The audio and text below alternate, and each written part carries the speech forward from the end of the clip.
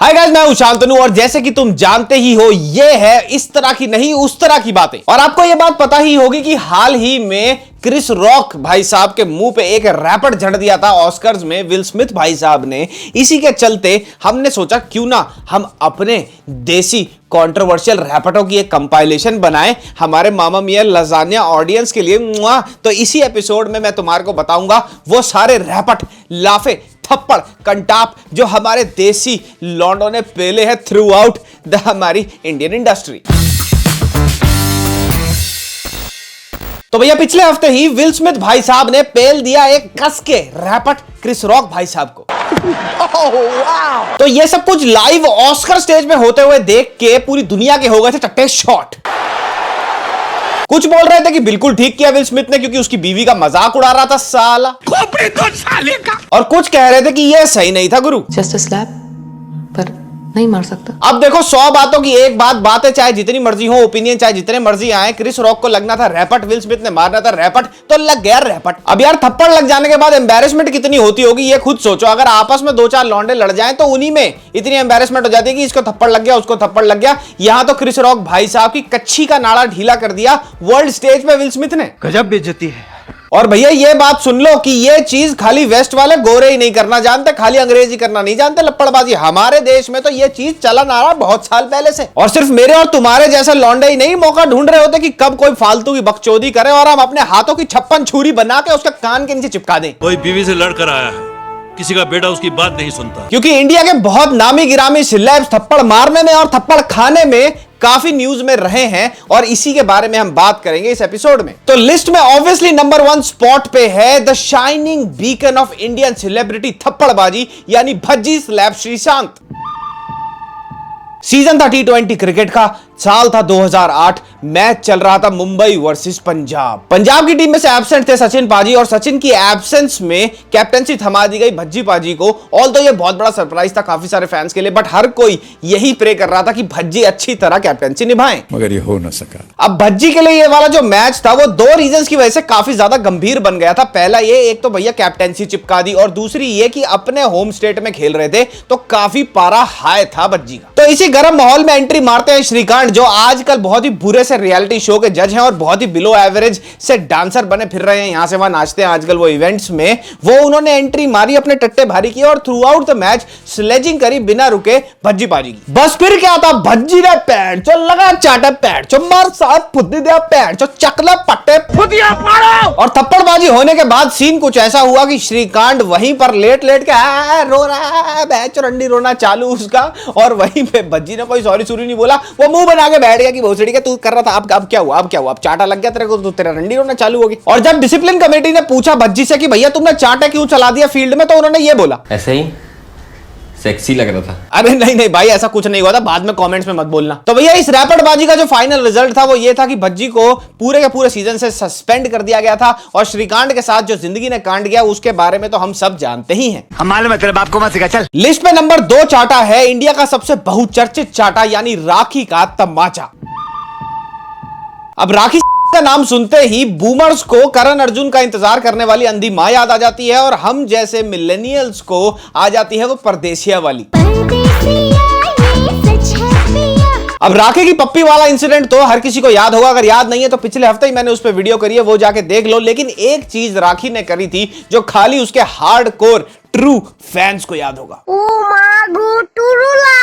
और वो इंसिडेंट था राखी ने जब रैपटबाजी कर दी थी अपने देन बॉयफ्रेंड अभिषेक पे। कोई प्यार नहीं है। तो भैया अगर सूत्रों की मानी जाए तो बात कुछ ऐसी हुई थी कि खटास आ गई थी दोनों के रिलेशनशिप में, यानी राखी और अभिषेक के रिलेशनशिप में खटास आ गई थी। और उसका रीजन ये था कि अभिषेक को यह बात हजम नहीं होती थी कि राखी सावंत छोटे छोटे कपड़े पहनती है। तो जहां एक हाथ पे अभिषेक भाई साहब पॉजेसिव हो रहे थे इस बचकाना सी बात पे, राखी सावंत ने पिक्चर में आके सॉल्व कर दी प्रॉब्लम एक चमाट से। तो चमाट खाने के बाद अभिषेक भाई साहब ने भी वही किया जो हर कोई एवरेज 2000 निभा करा करता था, यानी कि राखी सावंत के पास पहुंच गए। पहले तो उन्होंने चाटा खाया, वो रोए, फिर वो राखी सावंत के पास पहुंच गए 2-4 बड़े बड़े गुलदस्ते लेके और 6-8 फुट का एक टेडी बियर लेके, बोले आई एम सॉरी राखी, तुम जैसे मर्जी कपड़े पहनो। एक तो यार मुझे लिटरली ये समझ नहीं आता, ये लड़के लड़कियों में क्या चलता है, ये 6-6 8-8 फुट के टेडी बियर क्यों करते हैं साले? रात को पानी पीने के लिए उठो, उसको चेयर पे बिठा दो तो वो ऐसे ऐसे अगर बैठा हो तो गांड ही फट जाए। माफ करना, मैं गुस्से में इधर उधर निकल जाता हूँ। तो अभिषेक को फाइनली आना पड़ गया अपने घुटनों पे और सॉरी मांगनी पड़ गई राखी सावंत से, लेकिन उसने सॉरी इसलिए नहीं मांगी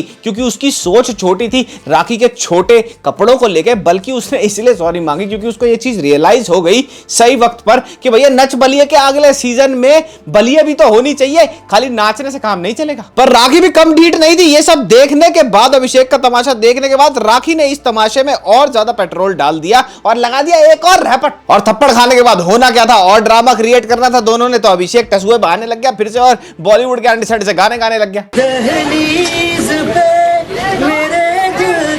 और ये सारा का सारा रैपटबाजी प्राइम टाइम शो चल रहा है टीवी पे, मीडिया के सामने। मीडिया वाले राखी सावंत के इतने छोटे से 6x6 के खोली के अंदर पूरे माइक मुइक लेकर घुसे हुए हैं कि बताओ कहां चाटा मारा, कैसे चाटा मारा, चाटा मारने के बाद क्या हुआ था, अभिषेक रोया। बट अल्टीमेटली सारे रंडी रोने के बाद, सारी टीआरपी बटोरने के बाद, जिसमें राखी सावंत नंबर 1 से भी ऊपर है, गोल्ड मेडलिस्ट है, वो सारा रंडी रोना करने में मीडिया के सामने। बट आजकल के टाइम पर हमारे को पता है राखी का नंबर वन ओनली लव कौन है? वही मोदी डार्लिंग। तो बेस्ट इंडियन रैपर्स की लिस्ट में तीसरा बेस्ट इंडियन रैपर है अपने do you want a partner, oh partner, Salman भाई का नहीं बेटे, चीची भैया का। वैसे तो चीची भैया काफी कलरफुल और रंगीले मिजाज के आदमी हैं, क्योंकि अगर वो अपनी 22 फुट की बत्तीसी एक बार दिखा दे तो मन हल्का सा हो जाता है, बढ़िया कॉमेडी करते हैं। बट हमें ये नहीं भूलना चाहिए कि चीची भैया भी इंसान हैं और चीची भैया भी कभी कभार इंसान होने के नाते चीची हरकतें कर जाते हैं। तो हम सबको ये 2008 में पता चला था कि चीची भैया रैपटबाजी में ब्लू बेल्ट हैं, यानी इनफैक्ट ब्लैक बेल्ट भी हो सकते हैं, जिस हिसाब से रैपट इन्होंने मारा था जब ये अपनी फिल्म की प्रमोशन कर रहे थे, अपना सपना मनी मनी की। तो इसी प्रमोशन के दौरान अलेजिडली एक रिपोर्टर बदतमीजी कर रहा था चीची भैया से, तो राजा बाबू ने ना देखा आव ना देखा ताव, लगाया मस्का एंड उसके कान पे रख दिया एक बनपाव। और ये दुर्घटना घटने वाली है या चीची भैया ये काम करने वाले हैं, किसी को इस बात का कोई अंदेशा ही नहीं था, क्योंकि पीछे खड़े हुए गणेश आचार्य और एक रिपोर्टर की तो ये गान फट गया। अब इस थप्पड़बाजी के बाद नो कमेंट्स कह के चीची भैया तो साइड में कट लिए, बट उस रिपोर्टर की जिंदगी हो गई बड़ी खराब। उसकी बस इतनी सी मांग थी कि भैया चीची मेरे को सॉरी बोल दे, और उसको सॉरी बुलवाने के चक्कर में भाई ने 10 लाख का बिल बिठा दिया अपना कोर्ट में, जा जाके सारे कोर्ट में हो आया वो भाई। लेकिन हम सबको पता है कि हमारे देश में कोर्टों में जाने से क्या होता है, कभी किसी को जस्टिस तो मिली नहीं, तो उस भाई को भी कुछ हुआ नहीं, मिला नहीं। और लास्ट जो उसकी खबर आई थी वो यही थी कि भैया इस इंसिडेंट के चलते उसकी इतनी बदनामी हो गई है कि उसकी शादी भी नहीं हो रही है, और इसको भी हुए हुए काफी टाइम हो चुका है। अब वो कहां है ये किसी को नहीं पता। इसकी वजह से मेरा कैरियर एकदम तबाह हो गया है, मैं आज रास्ते पे हूँ, मेरी शादी नहीं हुई, मतलब बुरी तरीके से एकदम मेरी जिंदगी तबाह हो गई है। और जहां तक बात रही गोविंदा की सॉरी मांगने की, तो उन्होंने तो सॉरी नहीं मांगी क्योंकि मेरी मर्जी। तो भैया वैसे तो बड़े बड़े देशों में ऐसे छोटे छोटे तमाशों के बड़े ज्यादा तमाशे होते हैं, लेकिन हर तमाशे को एक वीडियो में कंसाइज करके आपको दिखाना थोड़ा मुश्किल हो गया था। लेकिन जाते जाते ये कुछ ऑनररी मेंशंस मैं देना चाहता हूं। नंबर 1 विधायक जी, नंबर 2 बिंदास का हाउ कैन यू स्लैप वाला लौंडा, हाउ कैन यू स्लैप, हमारे अपने सल्लू भाई जो रियल लाइफ में भी उतने ही चमाटे लगाते हैं जितने वो रील लाइफ में चमाटे लगाते हैं।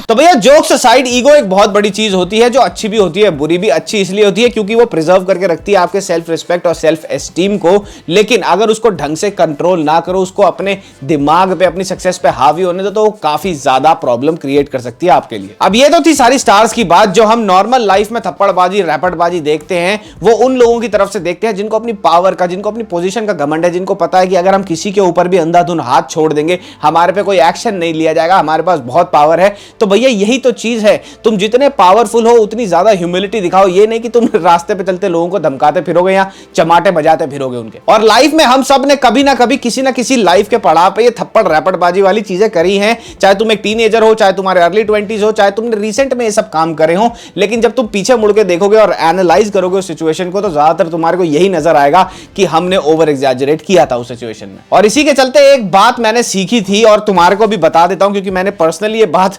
बहुत थप्पड़ रैपटबाजी कर रहे हैं और सहने के बाद सीखी है, और वो ये है कि violence is never the answer. तो इसी नॉन वायलेंट नोट पे और थप्पड़ और रैपटबाजी जिसको देखने में तो बहुत मजा आता है लेकिन कभी मत करना ये सारे काम, इसी नोट पे खत्म करते हैं इस वीडियो को। कैसी लगी वीडियो बिल्कुल जाके कमेंट्स में बताना, जैसे कि तुम लोग हर बार बताते हो। हमारे रील्स वाले सेगमेंट ऑफ वीडियोस काफी ज्यादा अच्छी चल रही हैं, हम उस पे और भी काम कर रहे हैं। और साथ ही साथ बताओ और भी थप्पड़ वाली कंपाइलेशन देखनी है, मारम पिट्टी घूसम पिट्टी वाली, और क्या देखना चाहते हो सब कुछ कमेंट सेक्शन में जाके मेंशन कर दो। तब तक के लिए हम मिलते हैं नेक्स्ट वीक। मामा मिया लजानिया गुड बाय। और हाँ, ये थप्पड़ थप्पड़ चलाने के बजाय ना जाओ उस तरह की .com पे जाओ, वेबसाइट पे जाओ और वहां पे जाके अपने ग्रूमिंग पे थोड़ा ध्यान ले लो, वहां से प्रोडक्ट्स उठा लो।